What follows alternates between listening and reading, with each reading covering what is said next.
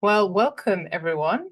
I'll get started. There have been some incredible presentations today already. I'm so impressed. I'm just reminded what clever people I'm surrounded by, and innovative and compassionate people, actually, with the themes that have been coming from today. And so today, in this stream too, we've got some very exciting presentations ahead. Let me just start, of course, by acknowledging country first. So I pay my respects to First Nations elders, past, present, and emerging across the many lands where Charles Sturt University campuses are, and the students and staff. In particular, I acknowledge the Wiradjuri, Ngunnawal, Gundungurra, Biripi peoples. I'm personally on Ngunnawal lands today, and I pay my respects to any First Nations colleagues in this session today. And please feel free to share where you're coming from in the chat. So the exciting presenters I mentioned that we have coming up today, we've got Kirsten Locke, who's going to start us off talking about mindful leadership in regional higher education, which I'm really looking forward to. And then we have the wonderful Angela Fenton, who's going to be talking about the impacts of menopause on women leaders in higher educations with a strengths approach. And then Monique Shepherd presenting again on rebuilding connections, reflections on implementing communities of practice for HDR supervisors in a regional university. Really looking forward to that. And then Jennifer, you'll finish off for us with an evidence-based approach to developing a graduate attributes framework. So very exciting presentations ahead.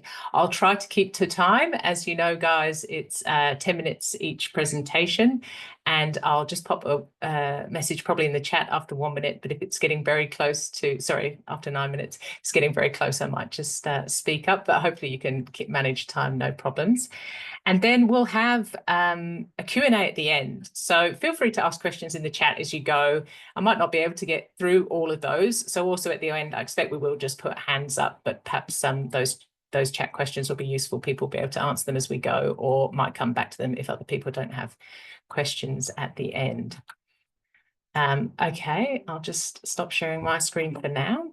Any questions before we start off with these great presentations? All right, so Kirsten, when you're ready. I'm ready. Hopefully that was very smooth. Okay, so thank you for that lovely introduction. When I'm listening to others acknowledge country, I purposely pause, consider where I am. In this case, I'm on Wiradjuri country, and then acknowledge. So today I acknowledge the deep and ongoing connection of the Wiradjuri people to this land, their culture, their knowledge systems, and I reflect on the responsibilities that come with being present on their country and recognise the enduring significance of their sovereignty, never ceded. So let me not forget the slides. Today I'm going to share how my leadership in regional higher education is guided by Yinjamara Wanangana, a Wiradjuri ethos deeply connected to our region and place, the wisdom of respectfully knowing how to live well in a world worth living in. This provides a meaningful framework for leadership.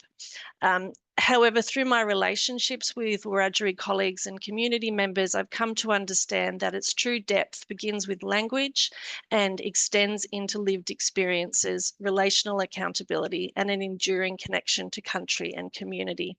The words themselves carry layers of meaning that cannot be fully conveyed through the English translation.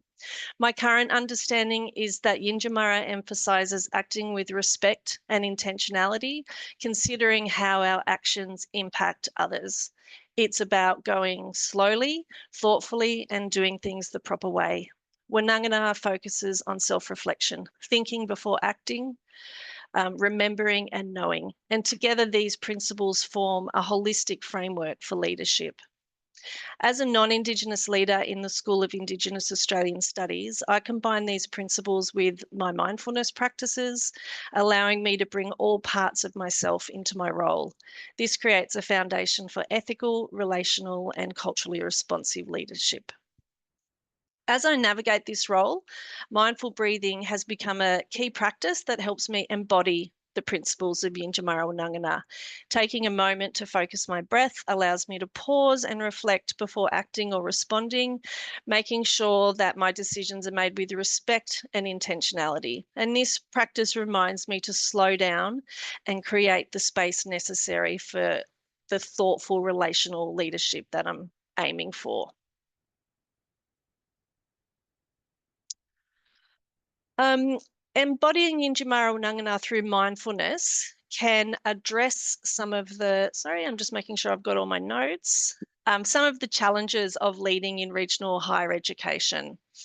So it's important to recognise that mindfulness alone isn't the answer. So mindfulness is non-judgmental observation. It's that ability of the mind to observe without criticism, to see things without judgment. And this foundational definition highlights the need for me, the importance of approaching situations with clarity and balance, which is essential for ethical leadership. So mindfulness needs to be embedded within a broader ethical framework to have meaningful impact. Without this foundation, it can risk becoming a tool for maintaining systems of harm. So for example, mindfulness has been used in defence forces to increase focus in combat and in workplaces to increase productivity, often at the expense of well-being. And that's not the version of mindfulness I'm talking about. We need to consider the context that mindfulness is practiced in and the systems it supports. If mindfulness isn't tied to those ethical principles like respect, relationality, and cultural accountability, it can unintentionally or intentionally reinforce harmful structures rather than transform them. So in higher ed, this means reflecting on how our actions and practices align with values that foster inclusivity, equity, and well-being, not just for efficiency or institutional metrics. My leadership is shaped by Indigenous standpoint inquiry and decolonising methodologies, which encourage critical reflection on how my actions might reinforce colonial structures and how I can work to disrupt them. These approaches are informed by the work of Indigenous scholars, and I've got some on a slide at the end. These scholars, including our previous head of school, Jay Phillips, emphasise the importance of relationality, reciprocity, and self-awareness in my teaching and my leadership. I'm challenged to interrogate the systems we operate within and to prioritise Indigenous voices. And this work highlights to me the responsibility of non-Indigenous academics to disrupt colonial structures without appropriating and without centering ourselves. Indigenous standpoint inquiry offers a guide for non-Indigenous leaders to work ethically within Indigenous spaces. So my work has to remain grounded in relational accountability and transparency, requiring me to critically assess in a really ongoing way my positionality and privilege. And that means asking, how does my leadership create space for Indigenous authority and knowledge? How do I ensure my actions align with these values and aspirations? I wanted to give a concrete example of how I embodied this in my promotion application last year, where I deliberately emphasised collaboration over individual achievements.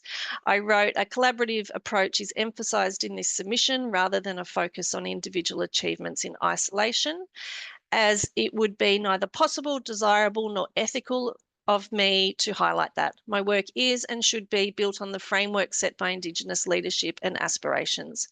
So this is just a micro way to disrupt those traditional higher education norms that prioritise individualism, and it reflects the ethical grounding, I think, that's necessary for systemic change.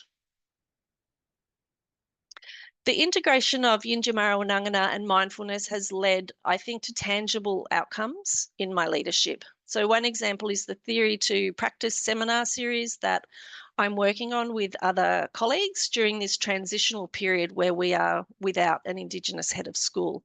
This series creates a space for staff to reflect on how their academic work aligns with Indigenous and Indigenous frameworks and how their research informs teaching and learning.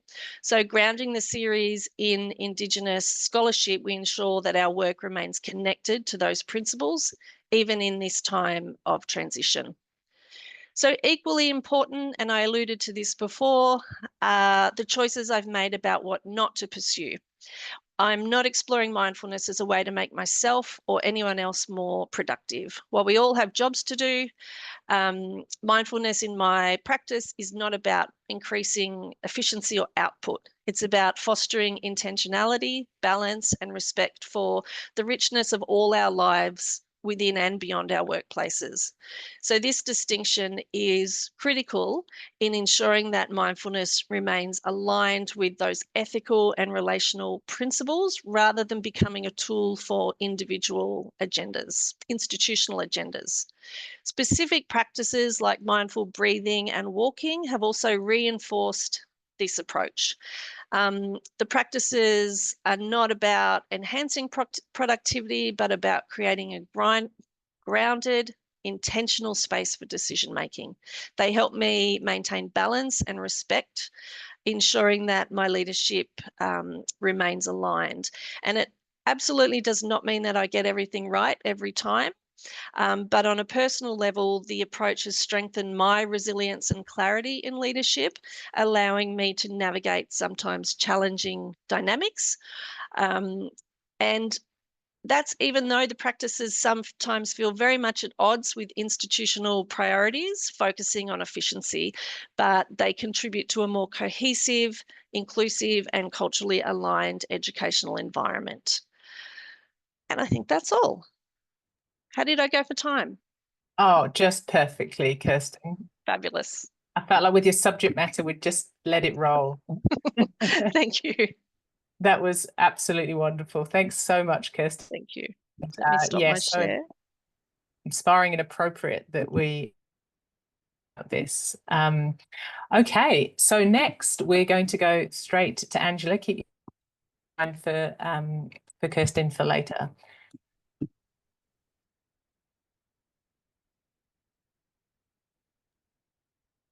Thanks, Sophie. Can you hear me okay? And am I sharing my screen? Perfect and perfect. Thank When you. you're ready. And thanks, Kirsten, so much. It's lovely to be on Wiradjuri land today, and I'm taking that idea of having a pause and just really having that intentionality. That's a great start. Thank you. It's really helped me with my thoughts today. I'm just going to, for those of you who don't know me, my name is Angela Fenton. I'm an associate professor with the School of Education in the Faculty of Arts and Education here at CSU, and I'm located on the Albury campus. I just want to share with you today a little bit of recent research, and it's really emerging and right at the infancy, on the impacts of menopause on women leaders in higher education. And I'm using a strengths approach framework, which is a bit of a feature of my research and my teaching and my leadership practice as well. Just a little bit of background to the research. It actually emerged from my own lived experience of perimenopause and menopause, and a realization that menopause hits or occurs at the age when executive leadership career opportunities are really at a peak for women in higher education sector. And yet it seems to remain a largely hidden or taboo subject, definitely unspoken about in the academic workplace generally. And yet across Australia, 97% of women experience physical symptoms, and interestingly, around about 63% experience psychological symptoms of varying degrees during menopause. And the literature reveals not only significant medical impacts on menopausal women, but what I'm interested in is the broader social and work-related impacts on women, their colleagues, and I might say in higher education, our students and employers as well. So I really liked when Kirsten was talking about that sort of personal and professional interspace. I think it's really important. So the aim of my very small pilot study was to explore the instance and impacts of menopause on the well-being and success of a small group of women in educational leadership roles in a regional Australian university setting.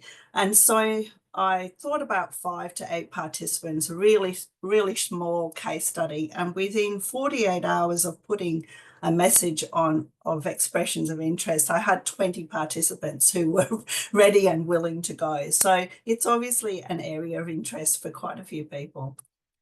My methods were a qualitative embedded case study, and I used a strengths approach, which is a real collaborative rather than expert-led framework. And it relies on multiple stakeholder perspectives, reflecting on their lived experiences and the rich context, in this case, in which they were working.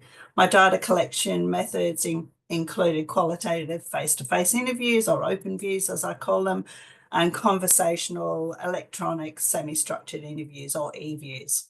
I use thematic and strengths-based analysis to iteratively reveal pertinent themes, strengths, and particularly solutions or positive strategies that might arise from the data. I suppose not surprisingly, there was an amazing range of physical and psychological impacts, and they moved really far beyond what is most commonly known about menopause symptoms of hot flushes and night sweats.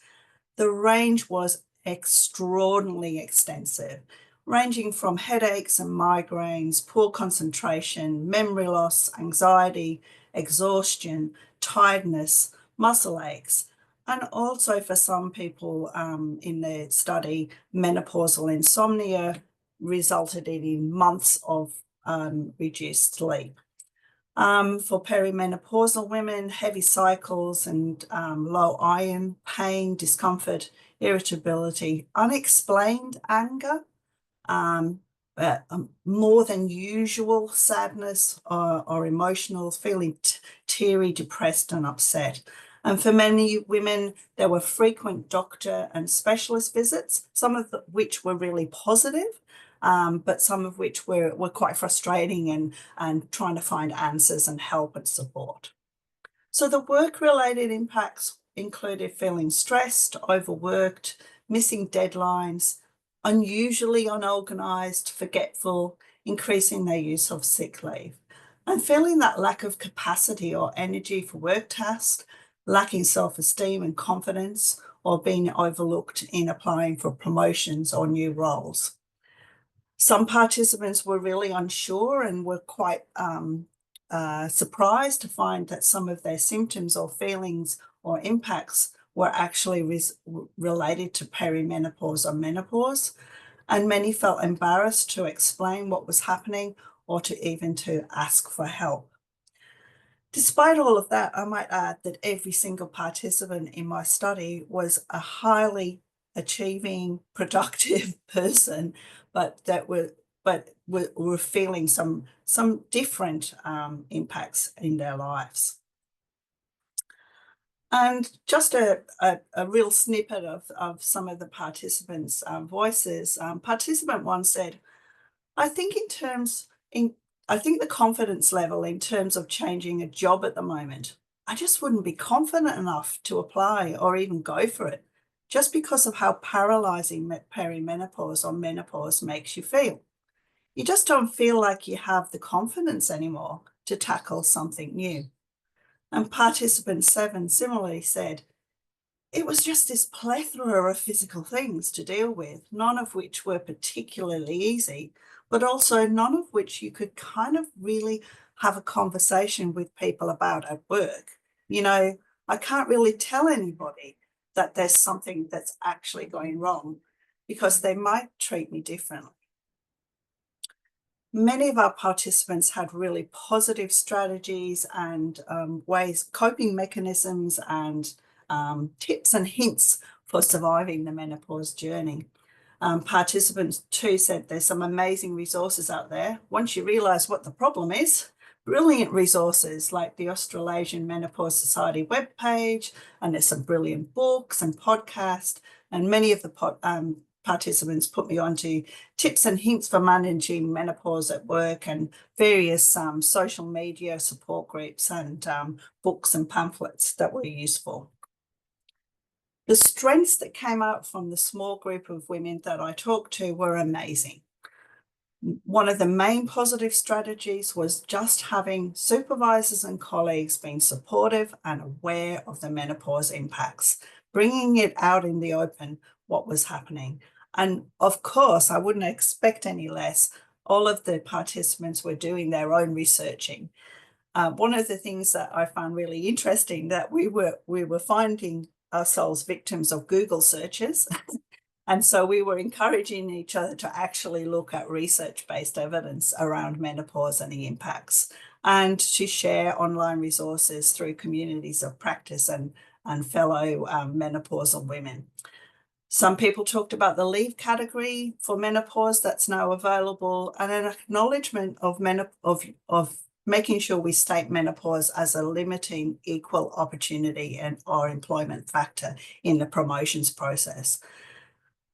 That being said, many participants found their work an extreme comfort and really enjoyed their research and leadership and teaching, and they enjoyed and succeeded at work tasks despite all the things that were happening to them.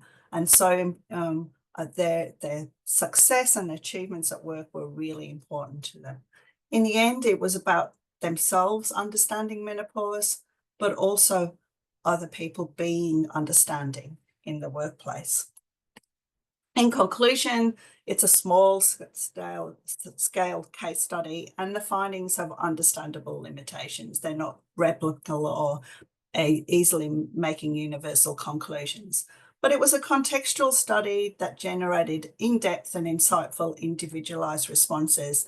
And I hope that further work on this data can contribute to increasing the understanding of menopause and the supportive strategies that we may be able to supply for women leaders in higher education. In conclusion, one of the really positive things was that people really valued the opportunity to talk and to chat and to have that relationship around menopause. And participant one reflected what a lot of the participants said. And so for someone to be doing research on it, I think a lot of women probably think, well, thank goodness, so they can feel like they can talk to others about it and have acknowledged that it is a daily struggle when you're going through it, that people may not know. Thank you for listening. I presented a poster at the International Menopause Society World Congress on Menopause in October, and have had some really good feedback from that. If any of you would like to contact me, thanks, Kirsten, please do. My references and contact details are there. Thanks, Sophie. Brilliant presentation again. Thank you, Angela. And already I see lots of comments in the chat saying thank you just for talking about it. So I'm sure there'll be some questions to come up in a bit of time. So thanks, Angela. And now we'll go to Monique. Thanks, Holly. Okay, just share my screen. You see a blue screen now? Yeah. Thank you. Okay, so thank you everyone for coming to my presentation today on Rebuilding Connections, reflection on implementing communities of practice for HDR supervisors at Charles Sturt University. I did actually specify that rather than just say a regional university. I'd like to acknowledge the Wiradjuri, Ngunnawal, Gundungurra and Biripi peoples of Australia as the traditional custodians of the lands on which Charles Sturt campuses are located, and pay my respects to their elders past, present and emerging, and to anyone who is from First Nations here today. So I'd like to talk today about the supervisory practice at Charles Sturt, which obviously goes to support all of our students. Charles Sturt has got over 800 researchers registered as supervisors, and of course they are located between Melbourne and the Sunshine Coast and everywhere in between in Australia at the moment, because they can all work from home. This wide dispersal presents some unique challenges for supervision, which are compounded by our broad course profile. There may be low numbers of supervisors at some of our smaller locations, yet large numbers at our bigger campuses, and that offers a different supervisory experience to everyone. Changes in the university environment over the past few years have also led to a loss of institutional knowledge, or new supervisors might be siloed in research institutes with little historical knowledge available. We've just gone through such a large period of change, and we're still in it at the moment. So this has all led to a real lack of connection and a reduced sense of community, offering few opportunities for supervisors to meet socially, and therefore limited opportunity for incidental information sharing. The HDR Supervisors Survey that was done in 2023 found that the university needs to make a number of changes to address these issues. And one way we thought of was to introduce communities of practice. So what is a community of practice? According to Wenger, a community of practice is a learning partnership focused on a particular domain or practice. Through social interactions, members of a community of practice learn from each other while developing a mutually negotiated competence around that domain of practice. Communities of practice for research supervisors have been successfully implemented in a number of Australian and international universities, including, for example, the University of Adelaide and University of Southern Queensland. So we're not quite the first, but we're still going to look into this sort of thing. Also, communities of practice have been used through the Teaching Academy, I understand. The way that they work is that tacit knowledge is communicated and shared as a social process, talking about the things that we do. We will be sharing our knowledge even if we don't mean to. Relationships around this topic are developed and interactions can be very rich. In this process, tacit knowledge becomes clear and the domain knowledge is built. A community of practice is an ideal way to build supervision capacity as it allows everyone to be an expert, bringing their own experiences to the table. So how we got this started, a small group of us came together. I sit underneath the Dean Graduate Research, so we had Sarah O'Shea and myself. We had Wendy Bowles, Anthony Saliba and Hayley Randall all join it. Incidentally, we are all from Wagga except for Sarah, so that was sort of our focus initially. This team decided we'd better start these communities, so we thought we'd run one on Wagga campus, and that's where we were, and one online one, and see how we went. We knew that there needed to be some leadership at the beginning before they could really get going on their own, even though ultimately communities of practice should be participant driven. So our first two were really quite an interesting learning experience for us all. We started with one face-to-face community of practice in Wagga, and that, as I said, is where most of us are located or come to as our home campus, and then an online community practice in May. At the online community of practice, we encourage broader engagement from those people, obviously, who weren't at Wagga, but we were highly aware that we would need to extend it to other campuses. We just can't be everywhere. With these two COPs, we wanted to test the waters to see what the reaction was and what sort of model we might use going forward. While we thought we might be able to simply run very similar format across the two, we very quickly realised it would be quite a different environment online. So we adapted the content to a panel format with a discussion period afterwards. And this allowed us to record the panel as a resource for those who couldn't attend, yet allow for those more confidential discussions to take place within the group. Overall, we found that there were quite stark differences. So at the Wagga ones, face-to-face participants tend to be more engaged. There was a lot more communication through gesture, facial expressions and so on. It was a very supportive environment of people all coming together to explore this new type of learning, as it were. The social setting was really appreciated. We had sort of tea and coffee. It was really good for interfaculty networking, and the people could talk to people either that they didn't see very often or that they had never met before. So there was a lot of mixing. And as my last point there says, at the end of the day, it was about 2 hours, some people likened it to seeing family members after a long absence, and there was farewell hugs and promises to meet again. So that was just a really wonderful experience. With regards to the online one, even though we had really quite good participation, there was a sense that some attendees may not have dedicated themselves so much to the experience of being in a community of practice. You know, they might have left their screens off, and for all those different reasons, some people left quite early. But the breakout groups themselves were really well liked and appreciated by everybody, and really got some positive comments.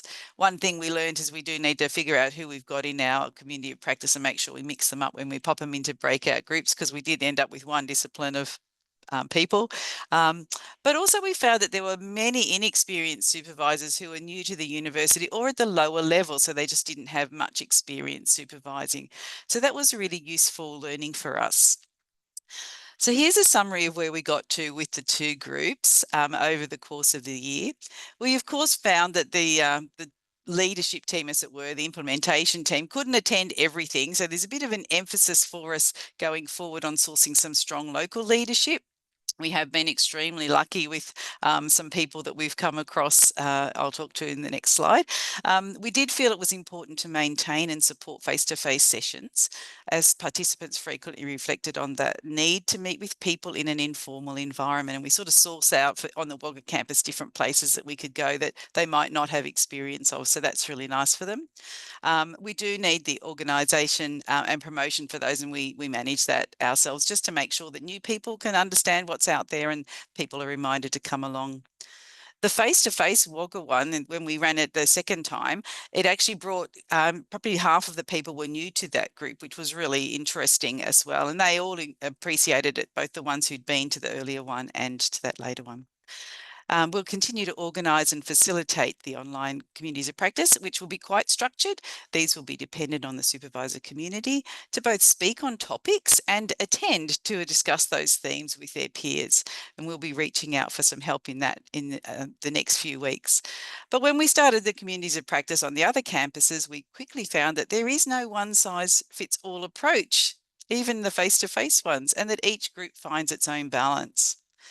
So this is two that we have run several over the second 6 months of the year. As you can see, each of these face-to-face groups has evolved differently. Albury's really focused on community building through informal coffee catch-ups each month. They'll have a gathering early in December to work out if they wish to stay with the small community gathering or look to be a bit more formal. And we'll talk to them about the options Port Macquarie has suggested. And just a little quick note, I just can't thank Angela Fenton enough for being one of our leaders down there at Albury. She's absolutely done a wonderful job to get that started off. And Port, they've got two committed local leaders and have laid out their plan for 2025 quite formally. They've also fed back further suggestions to the Graduate Research Office that may be able to help further changes in training or other process changes, and that was a bit of an unlooked for benefit. So we're really happy to have that sort of feedback come back to us to say, you know, we might need more support in these other areas, not just thanks for helping us with this. Overall, we've run 10 communities of practice since May, and we're hearing that the benefits far outweigh any negatives. In 2025, we'll be bringing Bathurst Orange, Dubbo and Canberra on board with local leaders and support from us for promotion, ideas and connections beyond their smaller communities. And just one little thought to finish on from Anthony Saliba, one of our implementation team. After the Wagga and the online ones, he said one theme across all the events that he had joined was how vital the community of practice was, but that it was hard to attend because schedules were already pretty maxed out. I thought that there was interesting juxtaposition between online, which is easy to attend but far less compelling for a community of practice, and the face-to-face, which for many was extremely difficult to attend but highly rewarding. We at the graduate research team are really committed to continuing these highly rewarding sessions and expanding the program in 2025. We'd love to have you all on board, anybody who is doing supervision or thinking about it. So please let me know if you're happy to lead, attend or champion future communities of practice with your colleagues. This is my references. And I'd say thank you. And also thank you to Wendy Bowles, who I also know is in, and she's a true champion of this and is a great resource for our Wagga group and our online people. So thank you. Wonderful. Thanks so much, Monique. And I'm sure I'm not the only one who's really grateful to you for your leadership in this space and for facilitating connection in this space. Thanks for everyone so far for keeping about on time. And next we have Jennifer. Yeah, hi everyone. I'll just share my screen.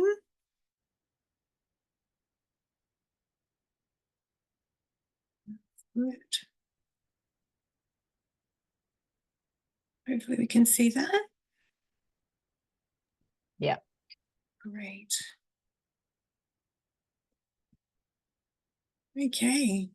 Hi everyone, my name is Jennifer Podesta and I'm the Graduate Research Development Officer. So I work alongside Monique with the Graduate Research team, and today I'm going to speak about a recent project I undertook to develop an attributes framework for our graduate research students.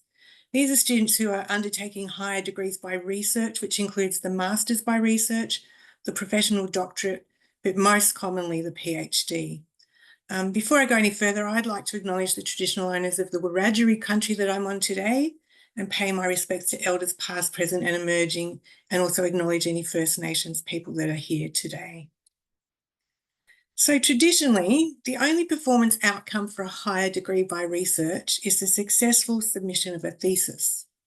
But in the modern doctorate, increasingly there's much greater focus on the development of a wide range of not just research skills, but also transferable and soft skills, or what could be termed graduate attributes and capabilities, and also on how these will translate into post-degree career opportunities. In the presentation today, I'm going to provide some context and background about graduate research, including some of the challenges inherent in the modern doctorate. I'll introduce our individual development plan, which is one of the resources we've developed to try and address some of these challenges. I'll then look at the role of capabilities or attributes framework and how it can support reflective practice and self-assessment in professional development and goal setting.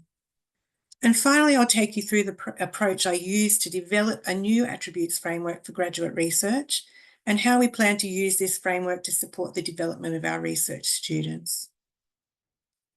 So let's start with some context. Firstly, at an institutional level. In 2018, a review of HDR programs at Charles Sturt noted a high rate of late candidature attrition. And whilst this was not unusual for the sector, it did suggest a need for more scaffolding to support students to successful and timely completion of their degrees. More recently, the university's strategy has recognised research as one of its 4 pillars. A key deliverable from the strategy is to create a career-defining, well-supported PhD experience. Globally, there's been a tightening academic job market for more than a decade now. Less than half of our graduates are likely to find employment in the academy, and for those who do, it's likely to be much more precarious. On the flip side, however, there are increasing opportunities in non-academic sectors, where the transferable skills of researchers are being recognised and valued. Looking more closely at our HDR student cohort, over 60% study online or in relative isolation on small regional campuses. They often have limited or no personal contact with fellow research students or academic staff outside of their supervisory team. They're increasingly navigating their progress without the important face-to-face contact through which academic skills and behaviours are modelled, learned and socialised, and important networks are built. They report feeling disconnected from their peers, both within their schools and their disciplines. This cohort's also very diverse. The majority study part-time while juggling work and family, which often results in time management challenges. Many come from non-linear pathways where they may have had a long break from formal study or not followed a traditional academic trajectory. We also have a growing number of international students for whom English is not the first language and where there can be challenges around expectations and cultural norms. One of the tools we developed to address some of these challenges for our students was the individual development plan. The IDP involves a 5-step process of self-assessment to identify strengths, gaps and training needs, the surveying of available training and development opportunities, setting goals, actioning a plan, and then the regular review and revision of that plan. The IDP is supported by a wide range of online training and workshops offered by the university. We also wanted to encourage students to consider not just the skills they needed to complete their degree, but also the value of developing transferable and soft skills that could play a role in their career outcomes, and what experiential activities they could undertake to further enhance these. So, for example, things like mentoring, presenting at seminars and conferences, participating in the 3-minute thesis, teamwork and leadership activities, and of course, publishing. In 2024, the IDP became a mandatory probation milestone, with all new students required to complete one in the first 6 months of their candidature. A subsequent review of the current tool was conducted to ensure it was as practical and accessible for students to use as possible. This review, however, found there were some issues with the current IDP tool. It was very long. Students didn't really seem to understand what skills they would need in order to plan for their own development. And even supervisors were ambivalent or said it was not really relevant for their students. There was also no clear links between the skills a student might want to develop and our training offerings. And the training was organised around multiple and inconsistent descriptive frameworks. The resources provided to support the self-assessment process were complex or too conceptual to be really practical. One of the main resources we offered to support the self-assessment of skills was the VTI Researcher Development Framework. This is a wonderfully comprehensive, internationally recognised framework that lays out the capabilities, attributes and behaviours of successful researchers. But it's very dense and not user-friendly in a way that makes it practical for students to use. It's divided into 4 domains, 12 subdomains, 63 descriptors, and each descriptor is further defined by 5 career phases. So it seemed clear that we needed a simpler version of an attributes framework that would be practical, easy for students to use, and linked directly to our training. And so the process began. We noted that the Division of Learning and Teaching at Charles Sturt had recently implemented a teaching capabilities framework, and this provided us with some insights. It has a self-assessment tool that encourages reflective practice, which is also a core element of the IDP. Research has shown that reflective practice can lead to deeper levels of learning and is a central element of effective professional development. Reflective learners are more likely to implement practices of self-evaluation, action planning, and goal setting. Developing a set of clearly defined graduate attributes to inform this reflective practice for our students seemed like a great way forward. I began by conducting an online scan of Australian universities using the search term graduate attributes. I found 9 universities had frameworks available online, including several of the G8s and a number of regional universities. Most appeared to be loosely based around the main domains of the VTI framework, with various levels of complexity. Some had as few as 4 or 5 attributes, but others were much more detailed. And I used a spreadsheet to map the attributes of each of the examples across these 9 subdomains from the VTI framework.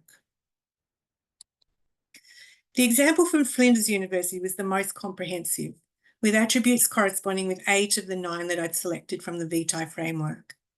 The Flinders model also broke down each of these attributes into 4 detailed capabilities or skills. Although comprehensive, the Flinders model was still much denser than we were wanting. It had 8 attributes with 4 skills, and each had very lengthy text-heavy descriptors, whereas our goal was to have a simple one-pager that could link to training. But it was a good starting point, and we contacted Flinders and spoke with their team who had developed the model, and they were very happy for us to use and adapt their work as we needed. And so our final framework resulted in 9 attributes with 3 skills per attribute, each with a simplified text descriptor. And this is the result, the final framework. I'm just going to zoom into each so you can read them a bit more clearly. So the first one is information literacy and management. I won't read each of the 3 capabilities underneath. I'll just read the headings. The second one is research design and cognitive abilities, depth of disciplinary expertise, responsible research conduct, effective research communication, teamwork and collaboration, personal and professional development, engagement, impact and innovation, and project management and strategic research. The resulting framework can now be applied to develop a reflective self-assessment tool for use by our students. Just let you know, we've just got about 30 seconds to go. Yeah, thank you. To inform their IDP and also other guidance materials and training.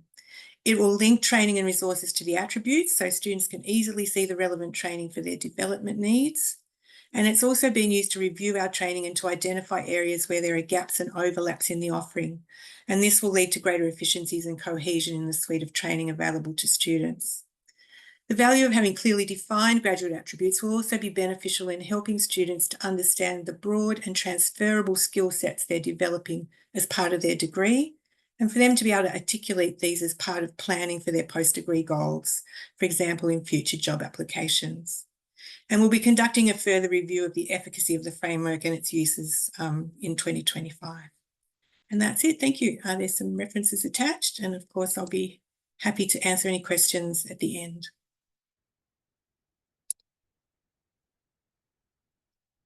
Thanks so much, Jennifer. Yeah, thank you, everyone. And so now we're at the time for questions, which I'm sure some people have got.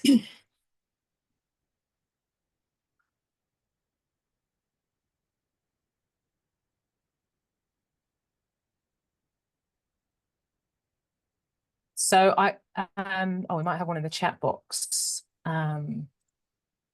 First, I just will let everyone know that I saw in the chat box that Angela has said, feel free to email her if you are interested in starting some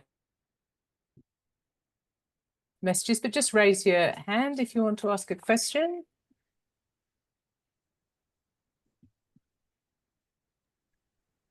Ollie, I think Angela, we're I was seeing the wrong screen.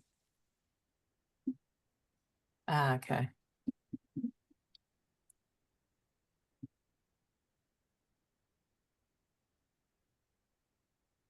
There, now we've got you back.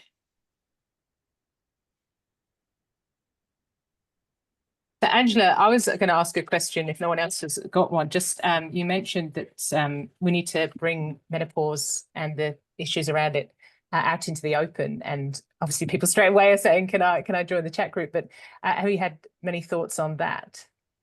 Yeah, I'm just really at the beginning of the journey with this, and I'm just really grateful for people's interest and enthusiasm, I suppose, to chat, but also to not only just discuss menopause and the impacts, and we know that reflection is really important, and it's important to have that time and pause and intentionality, as Kirsten was saying, to talk and build relationships with that, and also to think about where some positive strategies might enhance the journeys of future women in higher education. So I'm really keen to have that conversation. And again, I'm one person, and I think we need a collaborative approach to sort of these big wicked issues, if you like. And I'm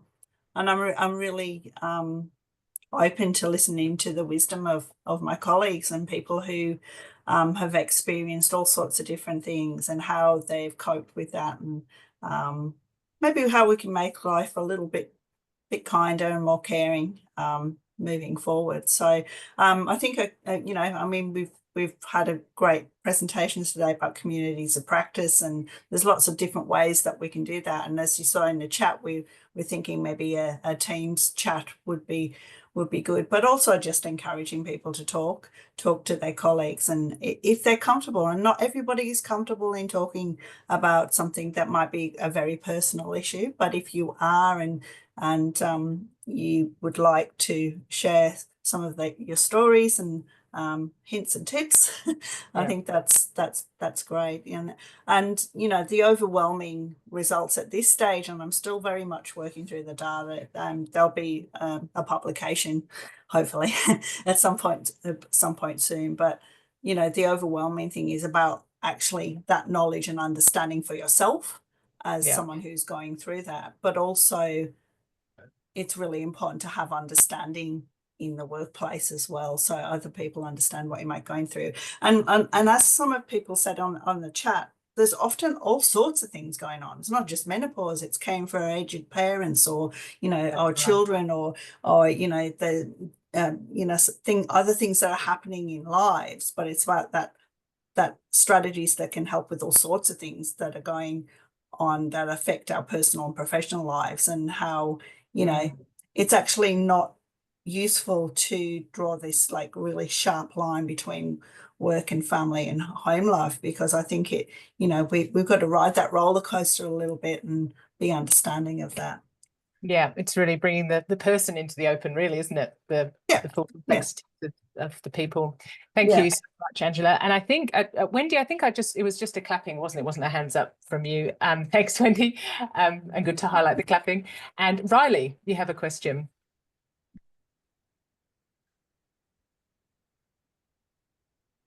That little microphone button. Yeah, sorry, it's on the other screen, and so I'm looking at it, and I've got two screens here, and I was trying to find it. Sorry about that. Yeah, and wonderful presentations, and I just was wondering, like, if we can push for an institutional approach as opposed to an individual approach, in the sense of, as you just said, there's so many diverse, differences and things that affect our work, and maybe that is like leadership or institutional approach of, we understand there's all these differences that affect your work, or the everything that we're talking about, not only menopause but other things we've talked about. And to me it's about a narrative of trust and autonomy and flexibility and kindness.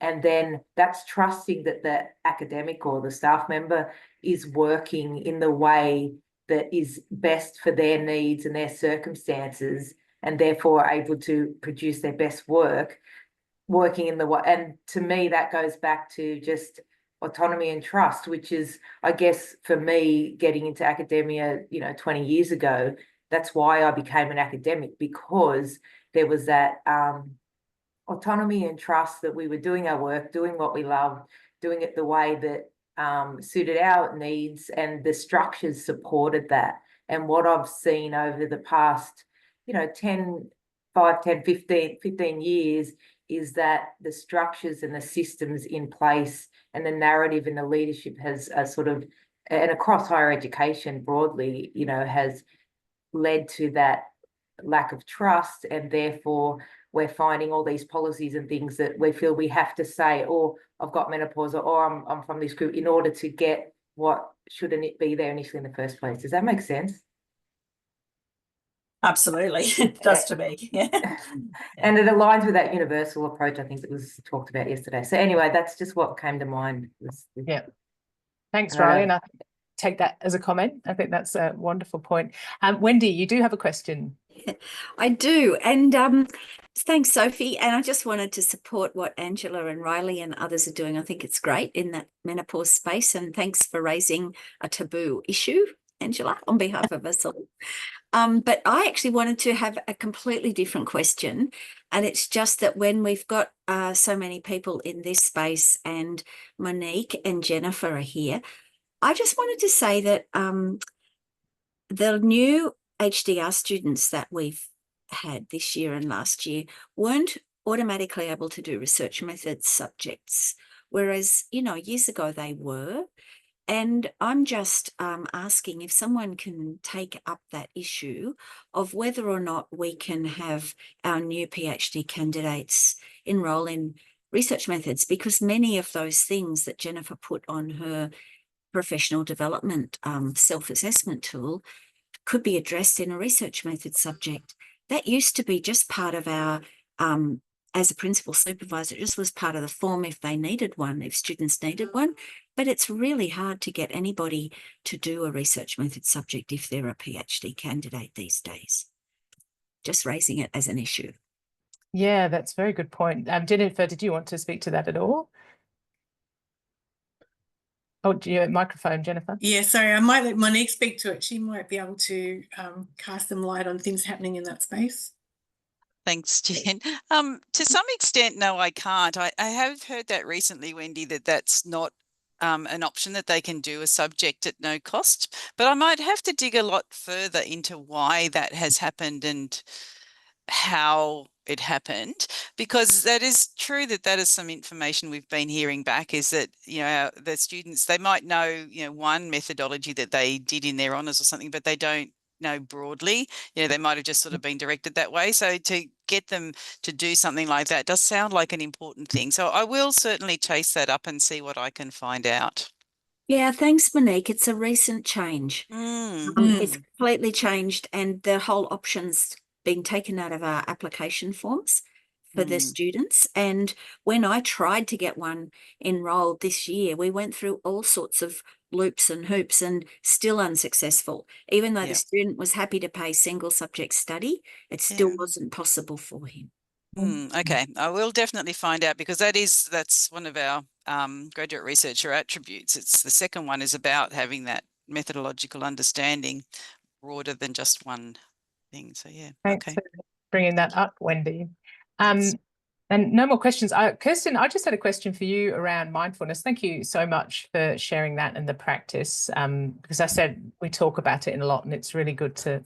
It's harder to do, and in lots of ways, Yinjamara, I mean, but in lots of ways, academia can be antithetical to the setting for that, the ideal setting for that.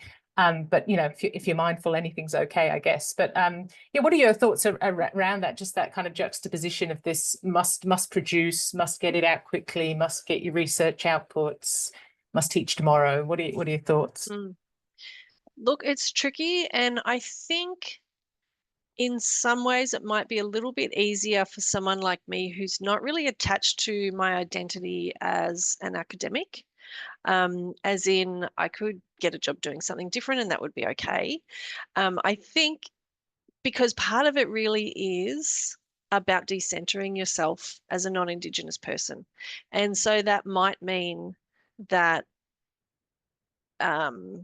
your work isn't progressed through as fast as what you'd like, or your individual contribution isn't as rewarded as it could be otherwise. It needs lots of thoughts. It's not going to fit lots of thoughts. Sorry, it's not going to fit the same way for everybody. I'm currently studying a graduate certificate in applied mindfulness, and it's through a Buddhist institute. So I'm thinking really deeply about how these things connect bigger picture. And Yinjamara to me has just given me it's the opportunity to think I can make a couple of different choices here. And I actually want to be guided by this ethos. I don't want it to be a bit of a tagline, a bit of a marketing phrase, and for it not to influence the way I work. So I think that does mean that I won't have the same career progression that I might otherwise. It might mean those things, and I'm okay with that. Yeah, that's acceptance. Yeah, that's just wonderful. But I also love how you take it beyond being a marketing thing to, actively utilize that language in your promotion application around collaboration. And it kind of fits in with this other connection stuff we're talking about in these sessions today, and menopause and all those things, where you can't do it alone. You've got parents with dementia, you've got young children, you've got menopause, you've got ADHD, you've got everything. And actually, we're trying to work in silos. You're going to fail, or there's going to be damage to your relationships, or whatever it is. There's some loss. But how refreshing when I hear you talking about that, going, oh, it's just, it's okay to say we need to do it as a team. And, already people wanting to set up groups around menopause, but I think we all have connection in lots of different ways on that. So that was really wonderful. Thanks for sharing that, Kirsten. I think we've got time for probably one more question if anyone wants. Otherwise, I'm going to pop a link in the chat box there to the closing session that's happening now at 12:45. So if you could attend that, that would be great. Lachlan, do you have the session for feedback, the feedback link there? I do have ADHD, and that would be too many links for me to be able to do that. It's a good question. I'll see if I can dig it up.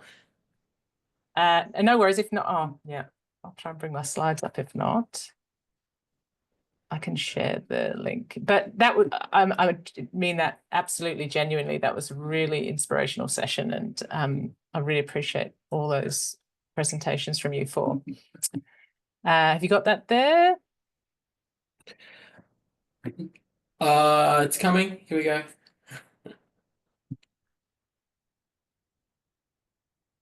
Thanks, guys. We really would appreciate you giving your feedback on these sessions. And it's interesting, someone made a comment that about around menopause as well, not many men in the session. There's just Lachlan here, and there's me, obviously, who's gender diverse. But I also noticed in lots of these sessions that probably is the case anyway, actually. Lots of engagement from women. That's something I could say add there in the communities of practice. We get lots of fellas come along. And I'm very happy because, That's it's cool. not just women coming together to chat. We've got, I would say, Wendy, would you think almost half? I hadn't thought of doing a gender